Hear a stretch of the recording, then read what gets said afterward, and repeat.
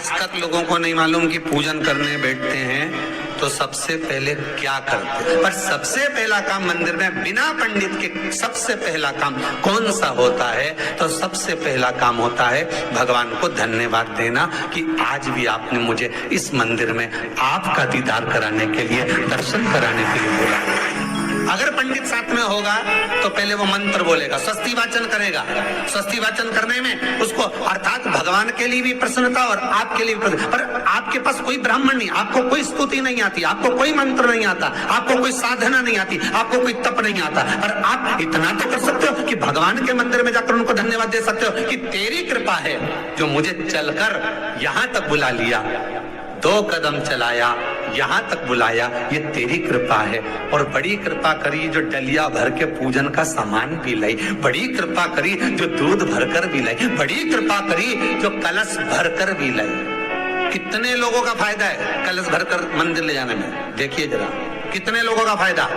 हिंदू धर्म में विष्णु पुराण में, पद्म पुराण में लिखा है, सौभाग्यवती नारी जब भरा हुआ पानी का लोटा लेकर कलश लेकर जाती है और उसको देखकर कोई व्यक्ति निकल कर चले जाता है तो जिस काम के लिए जाता है वो काम सफल हो जाता है। तो भगवान के सम्मुख में पहुंचकर अगर आप जल का पात्र भी लेकर जा रहे हो, भरा हुआ लेकर जा रहे हो, तो कितनी प्रसन्नता की बात। हिंदू धर्म की रीति है, जिस पात्र को हम जल चढ़ाने लेकर जाते हैं उस पात्र में भगवान के चरणों का जल लाते हैं, खाली पात्र नहीं लाते। क्या लाते हैं? भगवान के चरणों का जल। उस चरणों तक को लेकर आए, घर में रखा, सबने अपने नैनों में लगाया, हृदय में लगाया, चित्तवृत्ति में लगाया। खाली पात्र हम लेकर वापस नहीं आ रहे हैं। शिव मंदिर में जब जब जाओ, जल चढ़ाने के लिए जाओ, पात्र तुमने शंकर जी को पूरा पानी चढ़ा भी दिया तो शंकर के चरणारविंद का थोड़ा सा जल पात्र में डाल के भले 2 बूंद लाओ, 4 बूंद लाओ, इतना सा लाओ, पर लाओ और उसको पूरे परिवार के नेत्रों में जब लेकर आए हो चरणों तक तो लगाओ। पर खाली पात्र नहीं लेकर आना। खाली पात्र लाने में ध्यान दीजिए, जब आप पूरा जल समर्पित कर देते हैं, जल समर्पित भी पूरा करना है। भगवान को चढ़ा रहे हो तो पूरा समर्पण होना चाहिए, पूर्ण समर्पण। इसलिए शंकर भगवान को अधूरा समर्पण नहीं, इसलिए श्रीफल भी पूर्ण चढ़ता है। शंकर जी के मंदिर में श्रीफल नहीं फूटता, पूर्ण श्रीफल। बेलपत्री भी पूरी, चावल का दाना भी चढ़ेगा तो आखा, फल भी चढ़ेगा तो आखा, फूल भी चढ़ेगा तो आखा। भगवान को कोई चीज खंडित नहीं चढ़ती, शिव जी को। जल भी चढ़ेगा तो पूर्ण।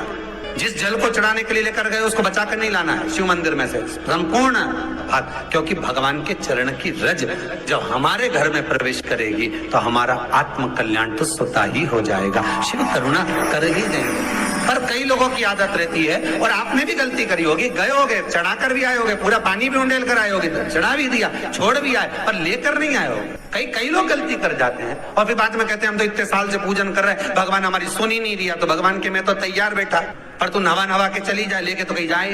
भगवान थोड़ी ना कहेगा कि तू मेरे पास में आए तो मेरे चरण की रज लेकर जा।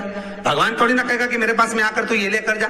भगवान तो कहेगा मेरे पास में आया है, मांगना कुछ मत, बस मुझे जो स्नान कराया है मेरा चरणोदक लेकर जा, छीट दे पूरे घर में, संपदा भरना मेरा काम है। जहां मेरी चरण की रज पहुंच गई वहां संपदा स्वतः पहुंचती, मैं वहां पहुंच जाता हूं। तो चरणों तक ले जा। पर लोग ले जाते हैं, पूजन करते, कलश भी उंडेलते, जल भी चढ़ाते, पर आते समय खाली लेकर आ जाते। भगवान को इतना बुरा लगता, मेरे दरवाजे से खाली जाए, मुझे कितना बुरा लगेगा। जो आए वो भर कर जाए, भले 2 बूंद लेकर आओ, पर उसमें चरणों तक थोड़ा सा लेकर अवश्य आए। उसी तरह जल चढ़ाने के बाद हम जब लेकर आते हैं पात्र के अंदर, ये उसमें उसकी बरकत है। गर्ग संहिता में दूसरी चीज कही, उसको भी समझ लीजिए। गर्ग संहिता में कहा गया, जब आप घर से जल लेकर जाते हो भरकर, तो ये सृष्टि की जितनी नदियां हैं, पृथ्वी पर जितनी नदियां विद्यमान हैं, जितने तालाब, जितने सरोवर, जितने कुंड, जितने विराजमान हैं, उन सारे तीर्थों का जल जब आप घर से लेकर निकलते हो तो वो तीर्थ का संपूर्ण जल आपके कलश में आ जाता है। और जब आप उस जल को शिव पर समर्पित कर देती हो और 2 बूंद चरणादक लेकर जब जाती हो, तो शिव महापुराण, गर्ग संहिता, पद्म पुराण कहती है वो जल साधारण नहीं रहता, वो गंगा जल बनकर तुम्हारे घर को पवित्र करने के लिए पहुंच जाता है। वो पवित्र गंगा जल बन जाता है, उसको लेकर प्रवेश करता है। हम बार बार कहेंगे भगवान के मंदिर जब भी जाओ ना, चेहरे पर प्रसन्नता होना चाहिए। किसी से मिलने जाओ ना, चेहरे पर अगर प्रसन्नता नहीं है और ऐसे ही पहुंच गए ना, तो वो श्रेष्ठता नहीं मानी गई। तुम तुम्हारी बहन के घर जाओ, सती मैया जलकर भस्म क्यों हुई? माता सती के भस्म होने का कारण क्या था? सती को पिता पर जितना क्रोध आया, उससे ज्यादा क्रोध सती माता को अपनी बहनों पर आया कि मेरी इतनी बहन, ये 60 की 60 बहन मेरे सामने खड़ी रही और मैं आई तो प्रेम से मुस्कुराई तक नहीं।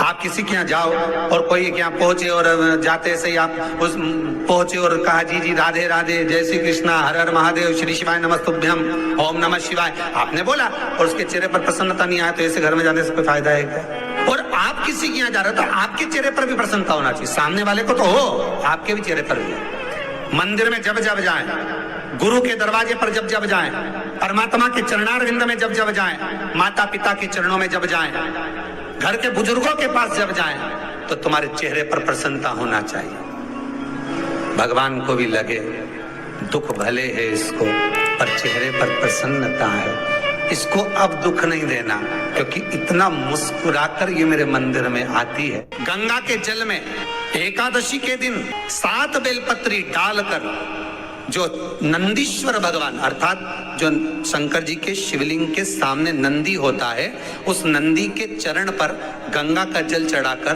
बेलपत्री शिव पर समर्पित कर देता है, उसके घर में रुपया रुकना चालू हो जाता है, फिर वो गलत जगह पर नहीं जाता, गलत स्थान पर वो धन जाएगा ही नहीं। कई लोग इसको धन के लिए भी करते हैं, संपदा के लिए। संपदा के लिए अर्थात जिसका व्यापार नहीं चलता, जिसके घर में पैसा नहीं आता, या नौकरी नहीं लग रही, या सर्विस नहीं लग रही, आप अप्लाई कर रहे हो, जगह जगह जाकर इंटरव्यू भी दे रहे हो और पैसा नहीं आता, तो उसके लिए भी प्रयास किया जाता है। पर उसके लिए यहाँ पर जो धन के लिए करते हैं, उसके लिए विष्णुपदी के लिए करते हैं। मतलब जैसे गंगा के जल में तुलसी के 11 पत्ते डाले जाते हैं और उसको किसी भी नारायण के मंदिर में, राम कृष्ण शिव शंकर नहीं, राम कृष्ण भगवान विष्णु दत्त आदि जितने नारायण के मंदिर हैं, उस मंदिर में किसी भी पात्र में, एक छोटे से पात्र में उसको भरकर रखी जाते हैं महाराज, उससे भी जॉब सर्विस नौकरी में सफलता प्राप्त हो जाती है। परंतु वो भी एकादशी को ही होता है। कुछ देर तक पात्र को रखा जाता है, फिर वही पात्र का जल किसी भी वृक्ष के नीचे डाल दिया जाता है, उससे भी नौकरी के लिए फायदा मिलता है।